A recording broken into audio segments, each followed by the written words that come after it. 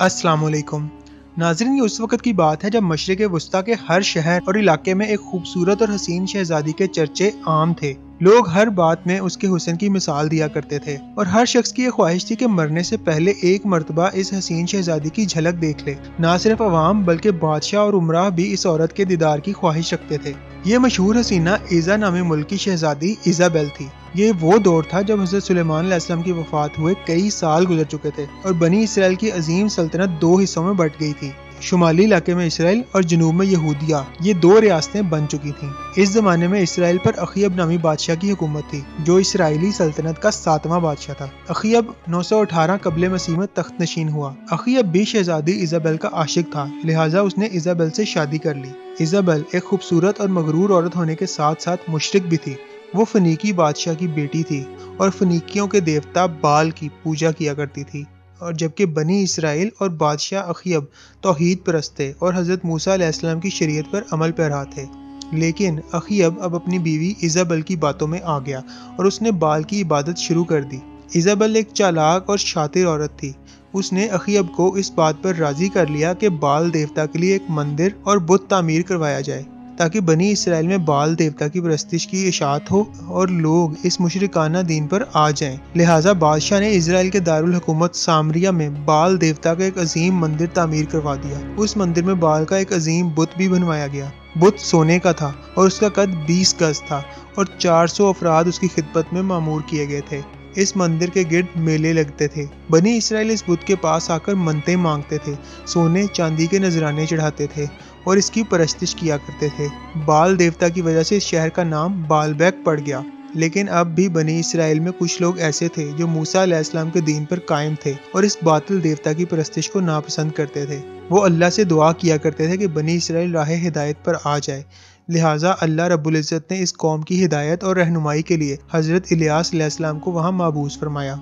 आप हज़रत हारून अलैहिस्सलाम की औलाद में से थे। बाइबल में हज़रत इलियास का जिक्र एलाइजा के नाम से आता है। हज़रत इलियास ने बालबैक शहर को दावत तौहीद का मरकज बनाया और लोगों को एक खुदा की परस्तिश की तरफ बुलाया। आप बनी इसराइल से कहा करते थे कि तुम लोग वाहिद और यकता अल्लाह को छोड़कर बाल को पुकारते हो, हालांकि ये ना तुम्हारी हाजत रवाई कर सकता है और ना ही तुम्हें कोई फायदा दे सकता है। उस अल्लाह की तरफ लौट आओ जो ना सिर्फ तुम्हारे और तुम्हारे बाप दादाओं का रब है, बल्कि आसमानों और जमीन और उनके दरमियान जो कुछ भी है उनका खालिक व मालिक है। हज़रत इलियास अलैहिस्सलाम के इस पैगाम को बनी इसराइल ने झुटला दिया और सरीहन इनकार कर दिया। जब आपने बादशाह अखीयब और मलका इज़ाबेल को दावत दी तो उन्होंने भी आपकी बात नहीं मानी। मलका इज़ाबेल नहायत ही सफाक औरत थी। उसने महसूस किया कि हज़रत इलियास अलैहिस्सलाम उसके और उसकी हुकूमत के लिए खतरा साबित हो सकते हैं। लिहाजा बादशाह के साथ मिलकर उसने ये मंसूबा बनाया कि हज़रत इलियास अलैहिस्सलाम को शहीद कर दिया जाए। लेकिन अल्लाह के हुक्म से हज़रत इलियास अलैहिस्सलाम ने बालबैक शहर को छोड़ दिया और किसी पहाड़ के गार में चले गए और वहीं रहने लगे।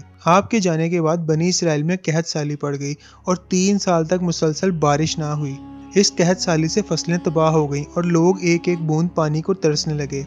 मुल्क में लूट मार और चोरी डकैती बढ़ गई, यहाँ तक कि बनी इसराइल ने अखीयब के महल को भी घेर लिया और उसके एक हिस्से में आग लगा दी। आखिरकार अखीयब ने हुक्म दिया कि हज़रत इलियास अलैहिस्सलाम को तलाश किया जाए। सिपाहियों ने आपको खोजा और बादशाह की दरखास्त पर आप दोबारा बालबैक तशरीफ लाए। लेकिन बाल के पुजारियों और मलका इज़ाबेल बादशाह के इस अमल से बहुत गुस्सा हुए और हज़रत इलियास अलैहिस्सलाम का दोबारा वापस आना उसे नागवार गुजरा।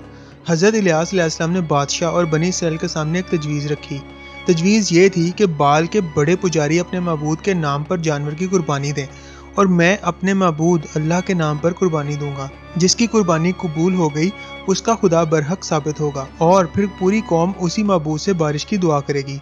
इस दौर में कुर्बानी का ये दस्तूर था कि कुर्बानी के बाद जानवरों को खुले मैदान में या पहाड़ की चोटी पर रख दिया जाता था और आसमान से एक आग उतरती थी जो उस जानवर को जला देती थी, जो इस बात का सबूत होता था कि कुर्बानी कबूल हो गई है। लिहाजा अगली सुबह कोहे कामिल की ऊंची चोटी पर एक तरफ हज़रत इलियास अलैहिस्सलाम खड़े थे और दूसरी तरफ बाल के पुजारी मौजूद थे। दोनों फरीकैन ने कुर्बानी की और जानवरों को ऊंची जगह पर रख दिया।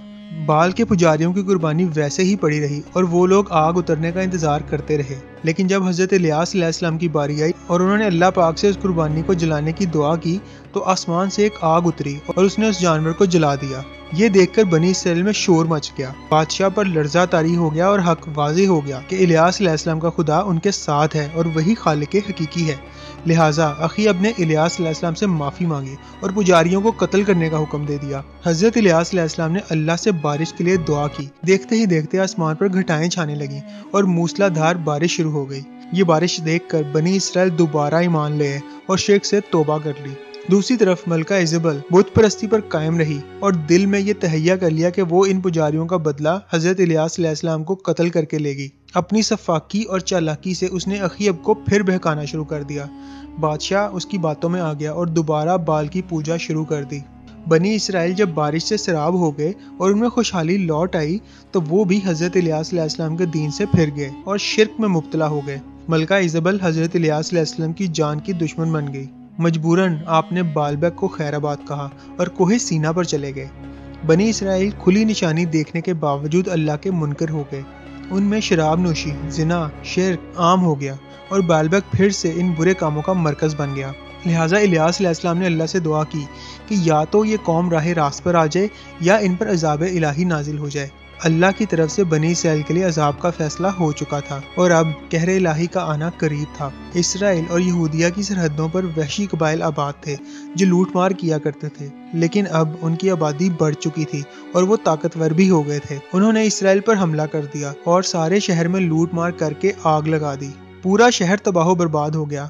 हर तरफ लाशें और बर्बादी दिखाई देती थीं। इस वहशी कौम ने अखीअब, मलका इज़बल और उसके बेटे को भी कत्ल कर दिया और वो मलका जिसे अपनी ताकत, बादशाहत और हुस्न पर इतना गरूर था, जब वो मरी तो उसके जिस्म को सड़कों पर फेंक दिया गया और बनी इसराइल की आवाम ने अपनी आंखों से देखा कि बहुत सारे जंगली कुत्ते उसकी लाश को नोच नोच कर खा गए। उस वक़्त ना तो उसका देवता बाल काम आया और ना ही कोई और बातिल माबूद। आज बालबक शहर लुबनान में मौजूद है, जहाँ उस जमाने के खंडरात आज भी उस दौर की शान व शौकत और तबाही की गवाही देते हैं। ये खंडरात ता क़यामत इंसानियत के लिए इबरत हैं।